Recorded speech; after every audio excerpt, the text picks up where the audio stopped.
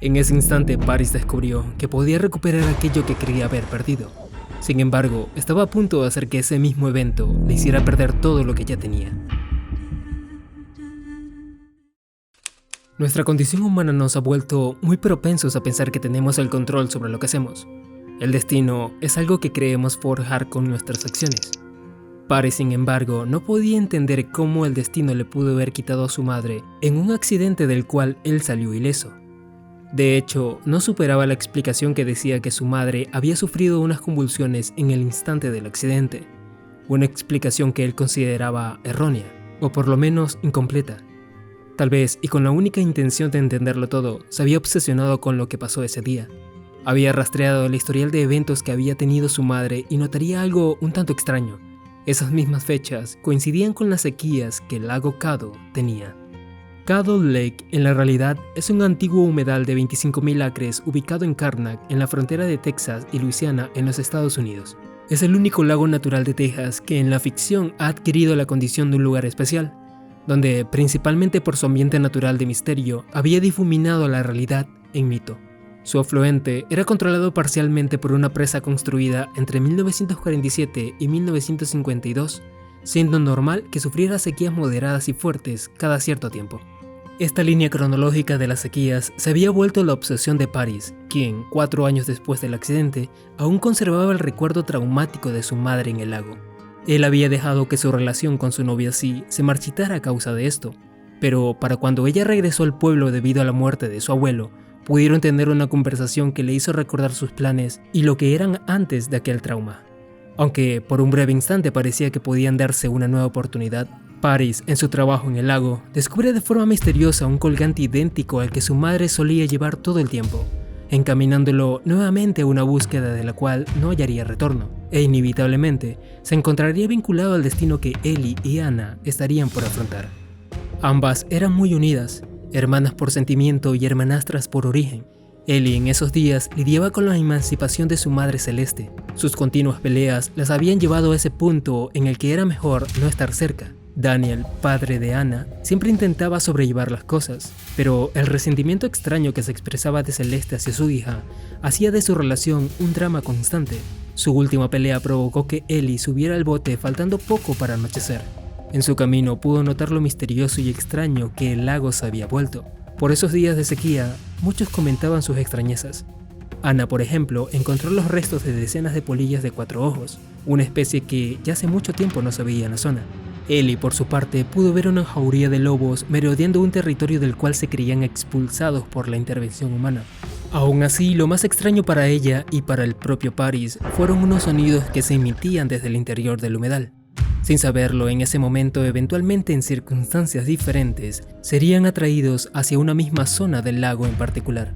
Paris, en su labor de limpieza, se topa con esta zona por casualidad, y aunque al principio no la cruza en su totalidad, al sentirse intrigado por lo que había sentido, una desorientación y pérdida de sentidos, algo muy parecido a lo que le había pasado a su mamá, y la relación que tenía esto con las épocas de sequía del lugar, lo obligan a adentrarse a esta zona sin saber en realidad lo que podía pasar. Ellie, por su parte, a la mañana siguiente se entera de que Anna ha desaparecido. Se presume que la siguió después de que ella peleó con su mamá la tarde anterior. En su preocupada búsqueda, pasa por el mismo lugar donde vio a los lobos con la esperanza de encontrarla y sin saber nada más, atraviesa la zona. No sintió nada al hacerlo. De hecho, y debido a la oscuridad creía haberse desorientado y perdido. Cuando amaneció y pudo salir del lugar, volvió a casa de su mamá. Rápidamente y después de reconocer ese momento como un déjà vu, se ve a sí misma llegar en su bote. Se da cuenta que está en el día anterior. Impresionada por lo que está pasando, roba dicho bote de su otra yo y trata de volver a aquella zona. En el camino, nota uno de los síntomas que se da como consecuencia de pasar por aquel portal. Un portal que por ahora presumimos como un portal de tiempo. La película no se preocupa en explicar cómo funciona o por qué está ahí, pero se puede entender que solo se abre mientras el sector que lo circunda no está sumergido en agua.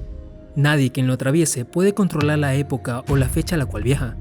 Y tal vez lo más importante, todo quien lo atraviesa queda permanentemente vinculado a su proceso y efectos, que solo son visibles en los tiempos en los cuales el agua es baja y la zona está seca, ya sea esto por un proceso artificial como el uso de una presa o por una sequía.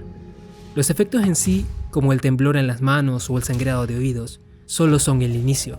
Mientras más tiempo se pasa cerca del lago, pueden mostrarse eventos como las convulsiones que había tenido la mamá de Paris.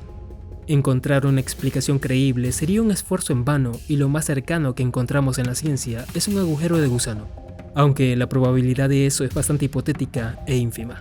Hay que asumir que siempre estuvo ahí y es parte de la naturaleza, siendo su proceso mágico la conexión de distintas épocas donde la condición del área es seca. Solo cuando el agua llega a cierta altura, este vínculo y proceso se rompe, cortando de manera directa cualquier tipo de enlace material entre las épocas conectadas. Mientras Ellie, absorta, navega en su bote, Paris también lo hacía.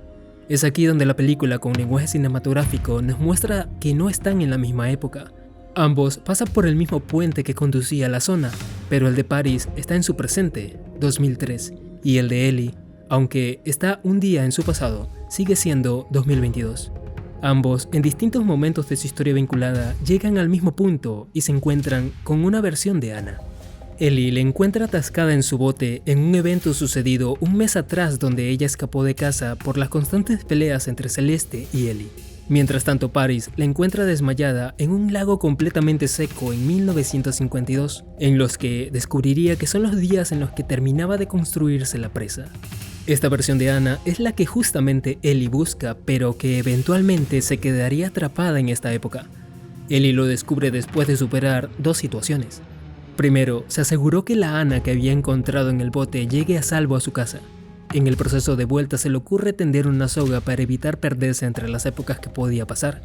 Cuando cruzó nuevamente, llega a 2005, y solo con la intención de buscar a su Anna, entra a un supermercado. Pero cuando estaba en el estacionamiento, logra ver dentro de una camioneta el collar que Anna solía llevar. Logra entrar al vehículo y tenerlo entre sus manos, pero es sorprendida por una mujer gritándole que se aleje. Ellie solo quiere saber por qué tiene el collar de su hermana, y en las respuestas de sí, se da cuenta que ella es su madre. Su pequeña bebé es ella misma y ha pasado casi 2 años buscando a su desaparecido padre, que lleva el apellido de la dueña de ese collar, Anna Lang. Aunque sorprendida, acepta rápidamente que Anna es la madre de Paris y por consecuencia su abuela. Huye de allí en shock mientras Celeste le grita que le diga a Paris que vuelva, creyendo en sí que la abandonó por ella. Ellie comprueba esto en el registro escolar que tenía su hermana en internet, viendo cómo ella tuvo una vida aparentemente normal, donde eventualmente se casó con Benjamin Lang y adoptó su apellido. Juntos habían tenido a Paris y había muerto en 1999 a sus 55 años en un accidente de tránsito.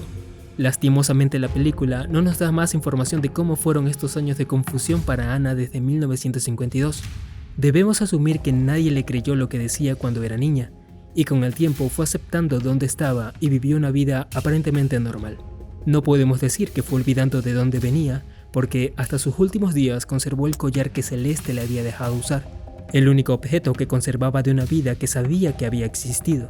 Tal vez fue por eso que jamás abandonó Candle Lake, incluso cuando su cercanía le provocaba ataques que los médicos identificaban como convulsiones.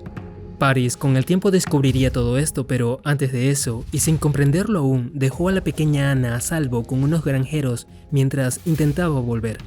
En su intento termina apareciendo en 2022, en los días que Anna desapareció. Ahí se encuentra con el bote de Ellie, pero desafortunadamente la patrulla que vigilaba el sector lo ve como sospechoso y él huye. No llega muy lejos porque termina volcándose, despertando en la camilla de una ambulancia.